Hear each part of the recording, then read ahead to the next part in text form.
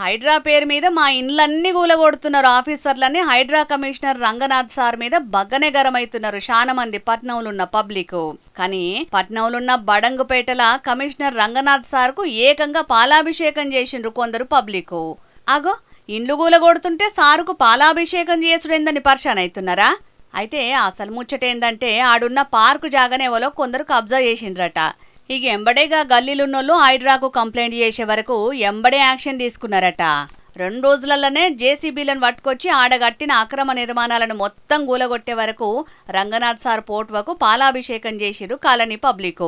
అయితే పర్మిషన్ లేకుండా కట్టుకున్న ఇండ్లను గూలగొట్టుడు మంచిదే, గీ ముచ్చట్ల హైడ్రా ఆఫీసర్లను తారీఫ్ చేయాల్సిందే.